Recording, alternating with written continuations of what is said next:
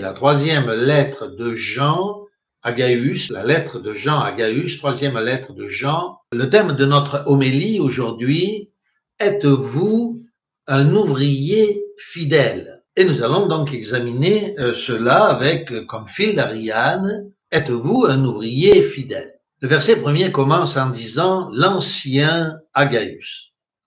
Alors bien sûr, nous le rappelons, je fais tout de suite une pause, c'est que cette lettre est une lettre réelle, une lettre qui a bien été écrite par Saint Jean, qui était ancien, qui était apôtre, nous le savons, qu'il a écrit à Gaius, un homme qui était le président, le pasteur, le presbytre, pour être plus exact, de l'église dans laquelle il était. Rappelez-vous que d'ailleurs, le disciple Luc, le médecin Luc, lui aussi écrit son livre des Actes à Gaius. Ce Gaius qui a bien avancé avec le Seigneur, progressé, un homme d'une fidélité exemplaire et qui dirigeait son Église. Donc tout ça a bien eu lieu, tout cela a bien existé. Toutes les paroles que nous allons lire sont bien adressées à Gaius, à son Église, à sa famille. Mais nous devons toujours voir, n'est-ce pas, et c'est cela qui est le plus important, le pourquoi. Pourquoi le Saint-Esprit a trouvé bon de nous transmettre la lettre que Jean a écrite à Gaius. Parce que cette lettre a été envoyée à Gaius, non pas à nous. Alors pourquoi est-ce que le Saint-Esprit a jugé bon de nous la faire connaître? Eh bien, nous le savons, et l'apôtre Paul le dit aussi d'une autre manière lorsqu'il dit « tout a été écrit pour nous, et particulièrement pour nous, sur qui sont arrivées la fin du monde maintenant ». Alors nous devons creuser, chercher. Qu'est-ce que veut dire ici le Saint-Esprit? Non pas à Gaius, mais à l'Église. Et je dirais même non pas à l'Église, mais à moi. À toi qui écoutes, à toi individuellement, qui écoute cette lettre, qui la lit, qui l'examine avec nous aujourd'hui, verset par verset. C'est à toi que le Seigneur veut parler à ton cœur pour que tu écoutes ce que l'ancien, non pas Jean, non pas l'homme, l'ancien, notre Seigneur Jésus-Christ. Car l'apôtre Jean représente, il est l'image de notre Seigneur Jésus-Christ. Nous le voyons très clairement, n'est-ce pas, particulièrement dans le livre de la Révélation. Donc oui, Jésus-Christ, l'ancien des jours, à toi qui m'écoutes. Le bien-aimé. Oui, le bien-aimé. Prends cela comme un témoignage, une parole de la part du Seigneur. Parce que justement, tu es en train d'écouter sa parole. Comme Gaius était en train de lire cette lettre, à cet instant précis, le Seigneur te dit, non pas que tu es mal aimé, toutes tes craintes, toutes tes inquiétudes, savoir est-ce que le Seigneur m'aime, laisse tomber tout cela. Vraiment, abandonne tout cela. Tu es le bien-aimé. Le Seigneur Jésus-Christ te dit, tu es le bien-aimé que j'aime. Pas n'importe comment, que j'aime dans la vérité. La vérité, non pas celle d'un mouvement chrétien, non pas celle d'une secte, non pas celle des anglicans ou celle des baptistes ou celle d'autres mouvements, non, la vérité de la parole de Dieu. Certains disent, depuis que nous sommes dans la vérité. Mais comment pourrait-il être dans la vérité sans suivre exactement ce que dit justement la parole de vérité? Il n'y a qu'une vérité, c'est la Bible. Il n'y a pas d'autre voie, c'est la parole de notre Seigneur Jésus-Christ. Sans détourner, c'est se détourner de la vérité. Nous ne pouvons pas être dans la vérité, mais nous pouvons recevoir de cette vérité. Et le Seigneur nous aime, il t'aime, toi, comme il m'aime moi, dans la vérité de sa parole. Bien-aimé, je souhaite, te dit le Seigneur, que tu prospères à tous égards et que tu sois en bonne santé. C'est un souhait pour la chair, mais pas seulement. Ce qu'il désire, c'est que nous, chacun de nous individuellement, toi et moi, chacun de nous, nous soyons en bonne santé à tous égards, financièrement, spirituellement, pour ce qui est de la santé, comme prospère l'état de ton âme. Parce que, puisque le Seigneur t'aime à cause justement du fait que ton âme prospère dans cette vérité, que tu l'aimes, que tu la lis, que tu la fais tienne, eh bien, ton âme prospère et le Seigneur veut et te souhaite que tu sois dans toutes choses en bonne santé. Notez d'ailleurs ici au passage comment le Seigneur fait un distinguo entre l'âme et le corps, le reste, à tous égards. Toi, mais aussi ton âme, non pas ton âme tout entière, mais toi tout entier, y compris ton âme. Et le Seigneur nous dit, j'étais fort réjoui. Lorsque des frères sont arrivés et ont rendu témoignage de la vérité qui est en toi, de la manière dont tu marches dans la vérité. Je n'ai pas de plus grande joie que d'apprendre que mes enfants marchent dans la vérité. Y a-t-il des frères qui ont parlé avec notre Seigneur Jésus-Christ, avec l'Ancien, et qui lui ont dit combien tu marchais dans la vérité, qui ont rendu témoignage de toi? Oui, bien sûr, assurément. Chaque fois que les frères et les sœurs prient pour toi, chaque fois en réalité, ils disent au Seigneur combien tu marches dans cette vérité. Ils rendent témoignage de toi. Ils sont heureux eux-mêmes de la manière dont tu marches dans la vérité.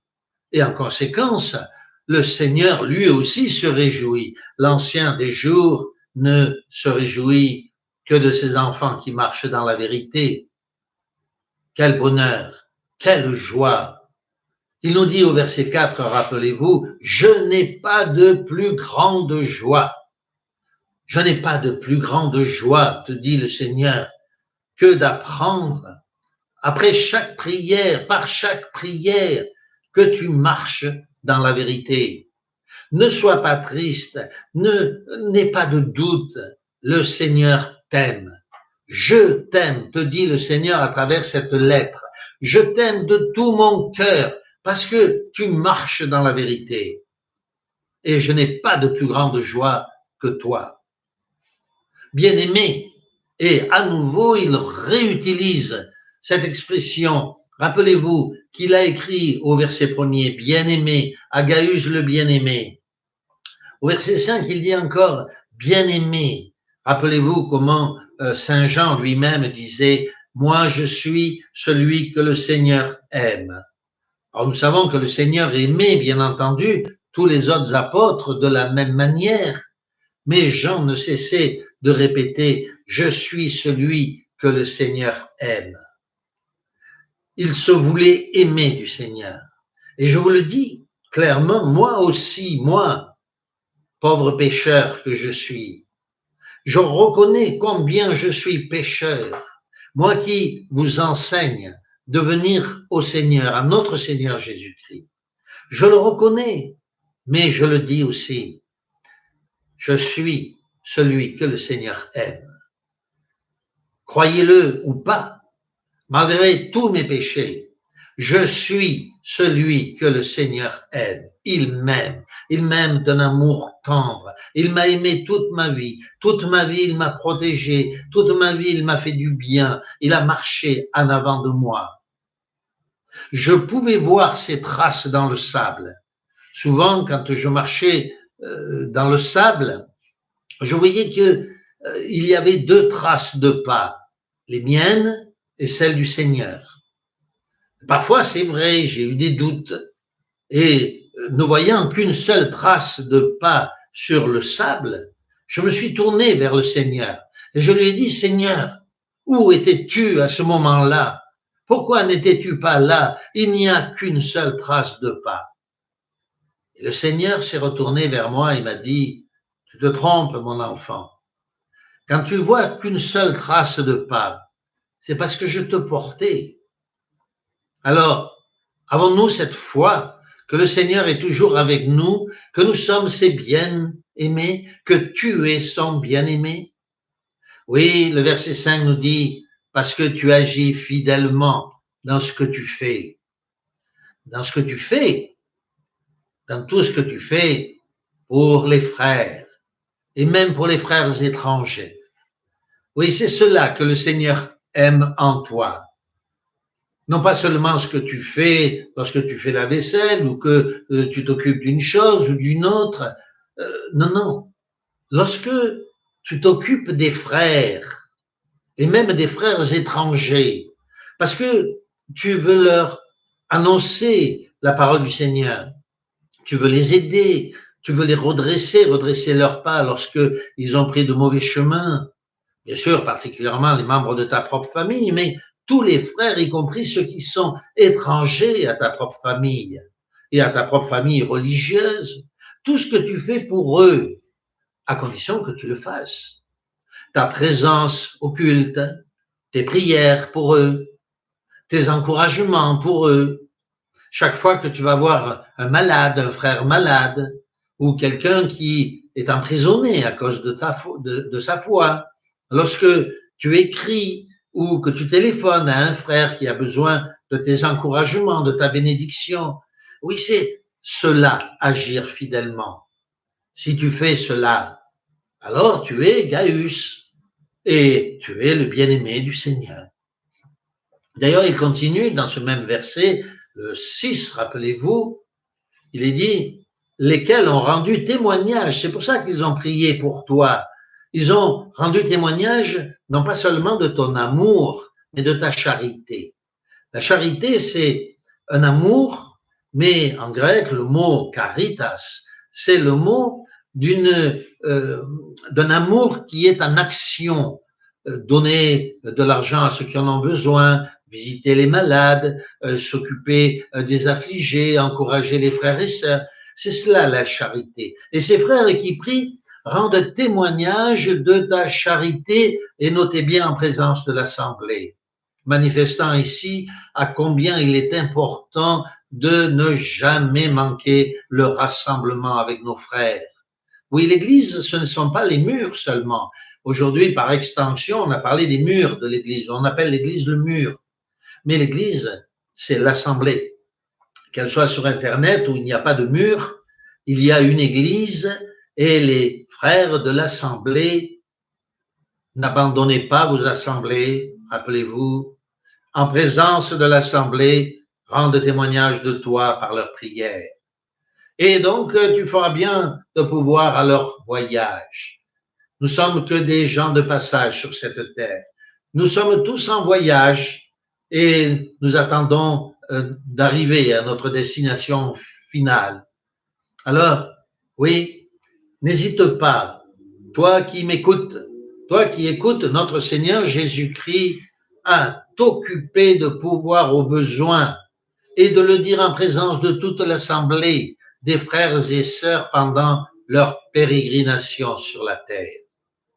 Car c'est pour le nom, nous dit le verset 7, de Jésus-Christ qu'ils sont partis. Faisons-le donc d'une manière digne de Dieu. Oui, tous, nous ne recevons plus rien des païens, nous ne voulons plus rien de ce monde. Nous aspirons à ce royaume à venir.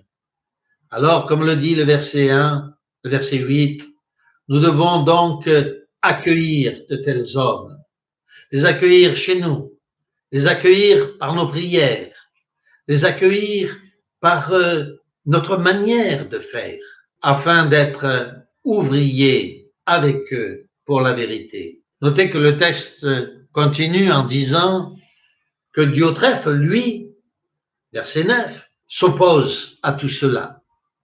Que l'apôtre Jean même, vous imaginez, l'apôtre Jean lui a écrit, mais il s'oppose. Eh bien, l'ancien des jours. Notre Seigneur Jésus-Christ a écrit à ses pasteurs, à ses prêtres, à ces Diotrephes qui se croient supérieurs dans l'Église. Et ceux-ci s'opposent pourtant à sa parole. Ils sont divisés en tellement de groupes de méchanceté, croyant servir le Seigneur et divisant l'Église du Seigneur. Au lieu de prendre soin des frères selon la vérité de la parole de Dieu, ils s'opposent à l'enseignement que leur a écrit notre Seigneur Jésus-Christ. Ils s'opposent à tout cela. Ce sont des Diotrephes. Mais lorsqu'il reviendra, alors il rappellera les actes que ces pasteurs, que cette classe de Diotrephes a commis. Ils seront rejetés, définitivement repris. Comme il est dit au verset 10, n'est-ce pas? Il tient contre nous, y compris contre l'Écriture, des propos méchants. Et non content de cela, il ne reçoit pas les frères, mais il empêche et chasse les frères de l'assemblée de notre Seigneur Jésus-Christ. Les versets suivants nous rappellent en disant « N'imite pas le mal ». Laissons ceux qui veulent faire le mal toujours aller plus loin dans le mal. Ne les imitons pas. Imitons le bien et ressemblons à Démétrios. Nous ne savons rien de Démétrios. Nous ne savons pas grand-chose, sinon que c'était un nom très commun à l'époque. Nous rappelons que le monde était dominé par les Grecs, que tous les évangiles ont été écrits en grec, que la parole de Dieu a été, l'alliance même a été retirée du peuple juif, ainsi que même la langue juive, pour être remise non plus aux Juifs, mais au peuple grec. Et c'est pour ça que tout le Nouveau Testament a été écrit en grec. C'est aussi d'ailleurs pour ça que la langue latine et ces églises romaines qui se prétendent descendantes directes des apôtres ne le sont pas. Parce que l'église originelle était d'origine grecque, la langue était grecque, les écrits du Nouveau Testament sont tous écrits en grec et que les noms, bien sûr, étaient grecs, tous ces noms utilisés dans le Nouveau Testament, et donc y compris Démétrios, un nom grec très connu pour l'époque. Eh bien, même si nous ne savons rien de ce Démétrios, il y a une chose que nous savons, c'est que lui qui pourtant n'est pas presbytre de l'Église est béni du Seigneur, que lui aussi, le Seigneur Jésus-Christ dit, toi aussi, peut-être ils ne te connaissent pas, peut-être qu'ils se trouvent dans d'autres églises, dans d'autres mouvements, ce Démétrios, il se trouve loin, il se trouve ailleurs, mais lui, le Seigneur l'aime et il le sauvera. Prions pour lui, prions pour eux et prions pour nous. Le verset 14 va conclure en disant « J'espère », nous dit Saint Jean. Mais le Seigneur Jésus-Christ lui nous dit « Je suis sûr de te voir bientôt et nous parlerons de bouche à bouche. » Sois bien assuré, mon cher frère, ma chère sœur, que si nous restons fidèles au Seigneur, bientôt, comme avec Moïse, il nous parlera bouche à bouche. Et c'est pourquoi le Seigneur te dit, le Seigneur nous dit à chacun d'entre nous, que la paix soit avec toi. Les amis te saluent. Salut les amis, chacun en particulier. Que le Seigneur vous bénisse.